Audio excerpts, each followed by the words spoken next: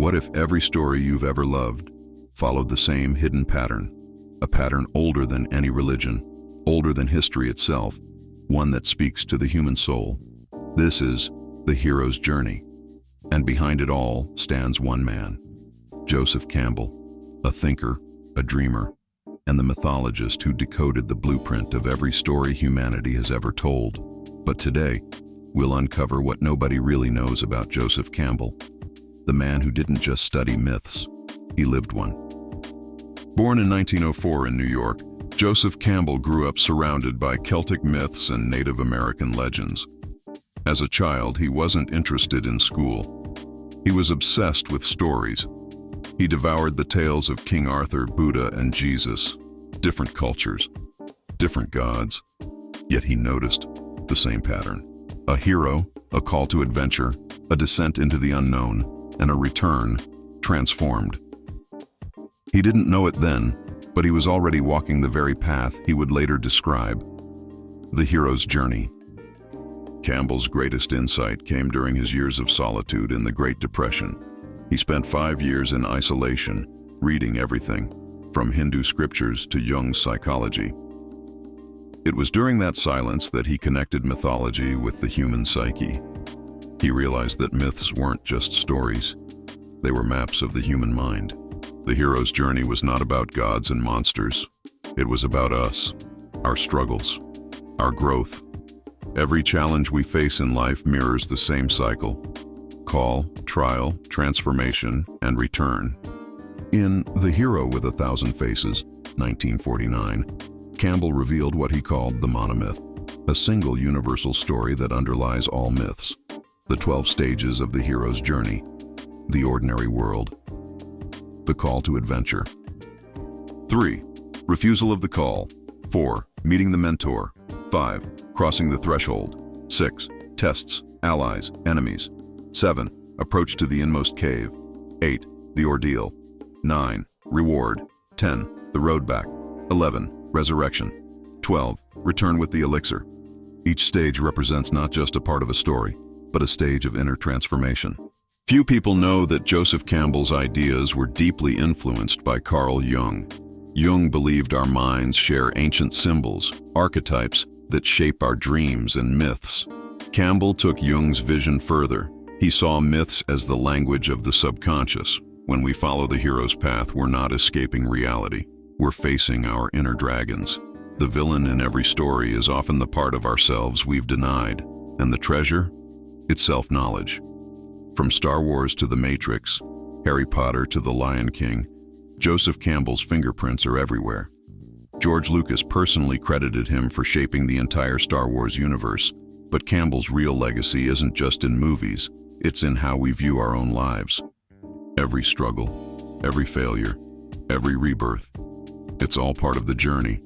The call to adventure might be a breakup, a loss, a dream, or a challenge that forces you to grow. And like every hero, you'll be tested. You'll fall, you'll doubt. But if you keep going, you'll return stronger, transformed.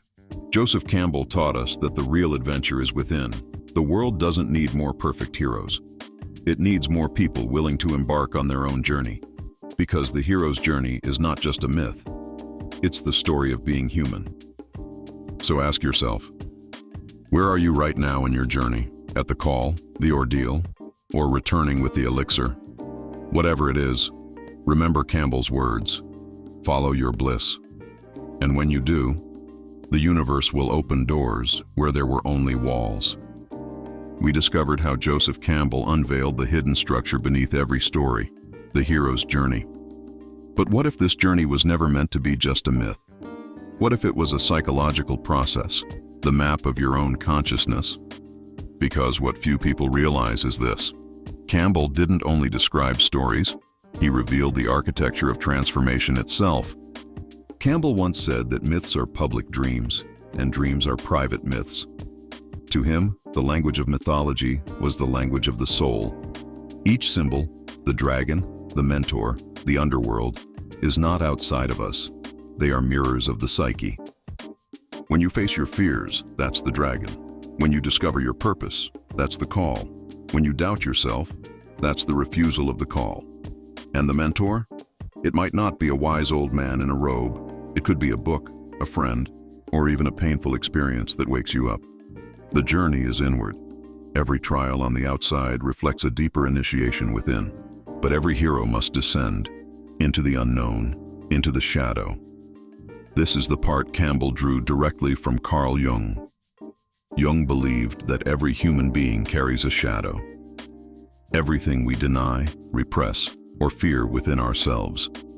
To become whole, we must confront that shadow, because what we refuse to see in ourselves controls us from the dark. In myths, the descent into the underworld isn't about death. It's about confrontation.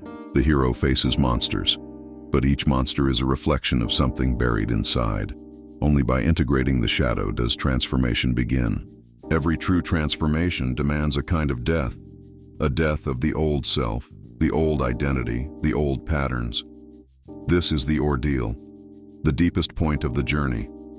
And here, Campbell saw a universal truth. You cannot be reborn without first letting something within you die. That's why myths across all cultures share the same pattern. Osiris is torn apart and reborn. Christ descends and resurrects. The Buddha faces Mara and awakens. These stories aren't history. They're psychological blueprints. They tell us that pain isn't the end. It's initiation. That's why myths across all cultures share the same pattern.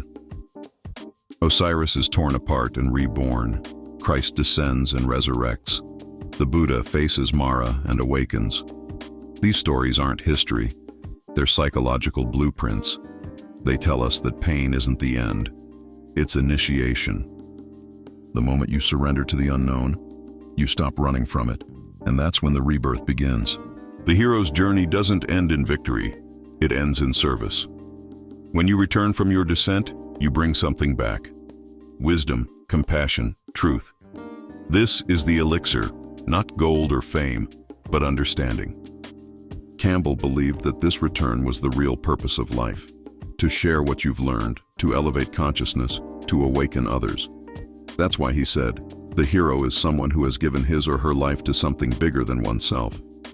The goal isn't to escape the world, it's to return to it, renewed. In modern times, our dragons aren't fire-breathing beasts.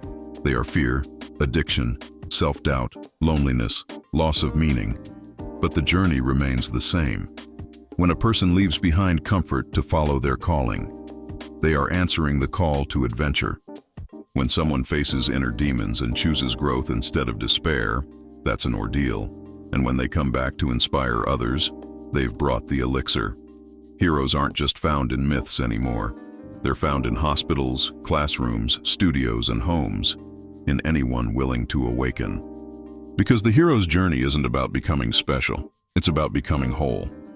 Joseph Campbell's greatest gift wasn't the map, it was the invitation. He reminded us that every life is a myth in motion, that deep within you, there's a call, a whisper that asks for courage, for truth, for transformation. You don't need to slay dragons or cross oceans. You just need to listen to the quiet voice that says, there's more to who you are. So ask yourself, where are you right now in your own journey, still waiting for the call, in the depths of your trial, or walking back home, carrying your light? Because in the end, the only story worth telling is the one you choose to live. Joseph Campbell unveiled the pattern behind every great story, and how that same pattern lives within us. But there's something most people still miss. The hero's journey was never meant to be about success. It was never about being admired or powerful. Campbell's message was far more radical and far more dangerous. He wanted us to realize that the real hero's journey is about the death of the illusion of who you think you are. To Campbell, the hero's path was not an adventure of the ego. It was the sacrifice of the ego. In myth after myth, the hero doesn't win because of power or will, but because they surrender to something larger. He called it the wisdom of yielding. You let go of who you were to become who you're meant to be. And that simple sentence carries the weight of 1,000 myths, because before you can become, you must first let go. Campbell saw myths as mirrors of the psyche. reflections of what we fear, desire, and hope for. When we stop seeing myths as fairy tales and start seeing them as maps, we realize they're not telling us how to live. They're showing us how to see. Each god, each archetype, is a fragment of your own mind. Zeus, the ruler, your will to control. Aphrodite, desire, your longing for beauty and connection.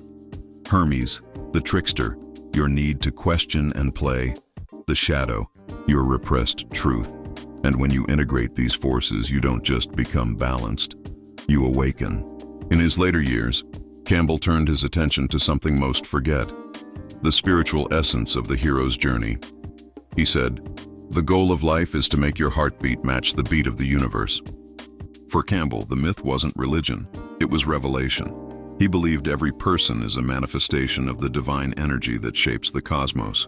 The hero's journey was our return to that realization, the remembrance that you and the universe are not separate. When the hero transcends the illusion of separateness, they discover that the kingdom they sought out there was always within. Campbell once warned that modern society has lost its myths, and when a culture loses its myths, it loses its soul. We no longer have rites of passage. We no longer know how to face suffering as transformation. We chase pleasure, distraction, and comfort. But we forget initiation. That's why anxiety and emptiness have become the modern dragons. They are symptoms of a world that forgot its story. But here's the paradox. Those same feelings, that emptiness, are the new call to adventure. They're the whispers from the unconscious, saying, "There's more to you than this." Today, the myths are returning. Through films, books, music, even science. Every superhero movie, every fantasy epic, is an echo of that ancient structure. But the true rebirth of myth will not happen in Hollywood. It will happen in consciousness. When we reclaim our inner mythology, we reclaim meaning. We rediscover what Campbell called the experience of being alive. That's what Mythos Mind is about. Not belief, not dogma, but direct experience. The fire that connects every human soul through time. In every era, the hero's journey must be rediscovered, because every generation faces new dragons and new awakenings. Campbell gave us the language, Jung gave us the map, but only you can walk the path. So maybe the question isn't, where is the hero's journey? Maybe the question is, when will you begin yours? Because the greatest myth ever told is the one still unfolding through you.